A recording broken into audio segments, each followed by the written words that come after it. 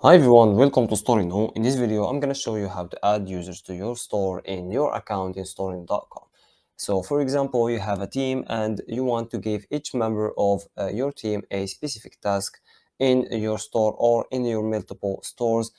So this option will make your experience in Storeino.com a lot easier and it will help you manage your business. So what you need to do is go to the settings and then click on users and roles, and then lastly click on add user here, as you can see, and this page will show up. And as easy as it seems, it only requires some basic information. First of all, we have the first name. As you can see, we're gonna add the first name and then add the second name or the last name.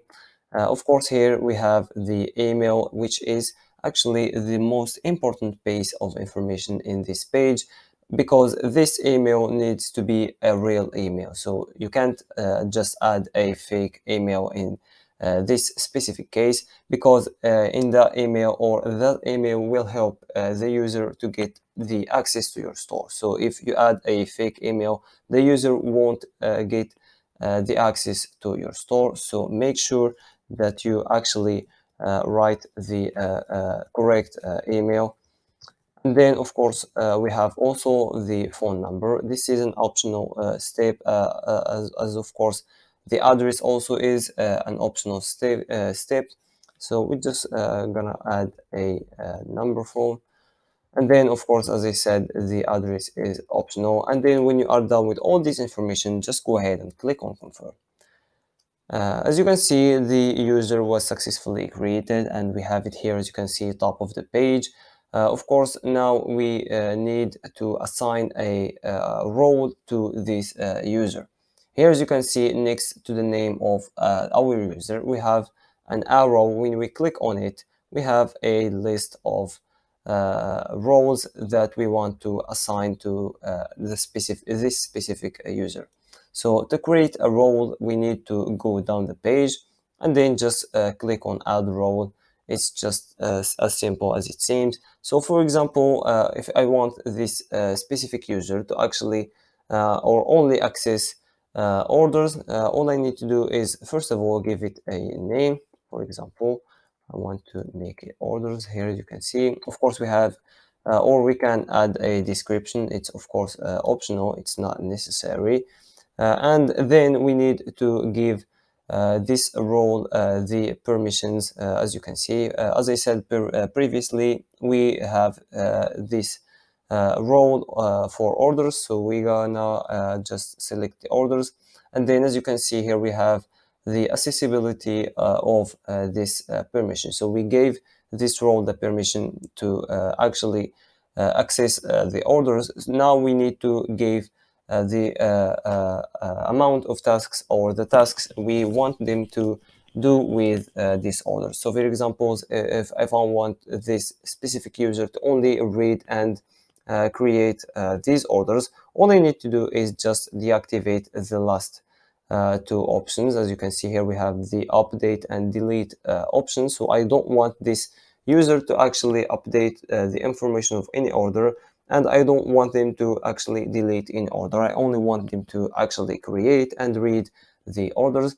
Of course, we have another option in Storeino. As you can see here, we have orders show by products, which means that we can actually give another limited access to a specific product. So when we click on it, as you can see, it will show us the list of products we have in our store. So now we can actually limit the access of this user to only read and of course create orders for a specific product. For example, if I want this product, or of course we can add two products. So when I click on confirm, this role will be only assigned with these two specific products and of course the order of these specific products. So click on confirm, and then when we are eventually done, just click on confirm once again, so this role will be created.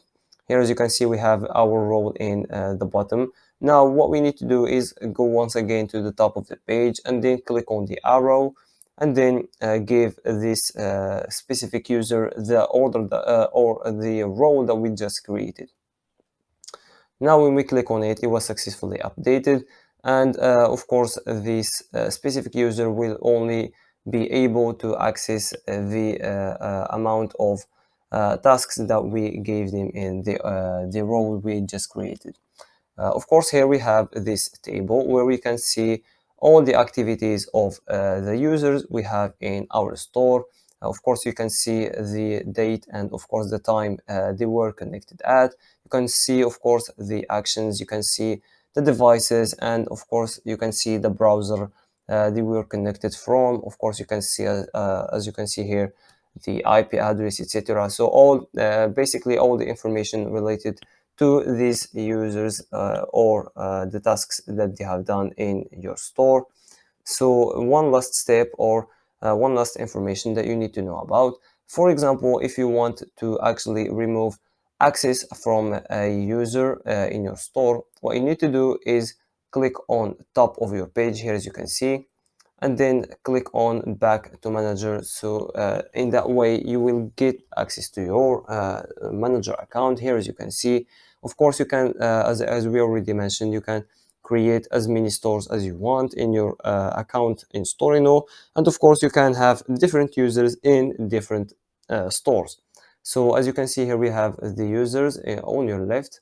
Click on users, and here we have the list of our users that we have actually added to our store. Of course, you can also add users from this page, but just click on add user, and it will show you the same page with a little bit of difference. Here, as you can see, we have the country, we have the gender, and we have the language.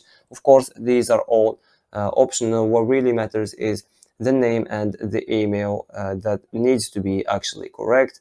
So one last step, for example, as I said, if we want to actually remove access from a specific user, what we need to do is click on update on that specific user, and just go ahead to the email address. This is just a trick that you can do, and this is, by the way, the only way to actually remove access from a user.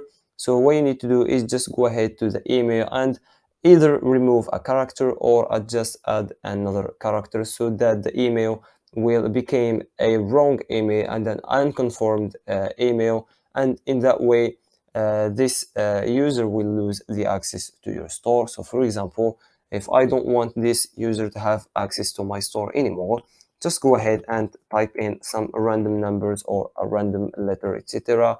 You are free to add whatever character you want, and then just click on confirm. And just like that, this user won't get the access to my store anymore and won't be able to actually edit or do any tasks in our store. So that was everything for this video. If you have any questions, please don't hesitate to ask in the comments, and we will make sure to answer you as soon as possible. Thank you.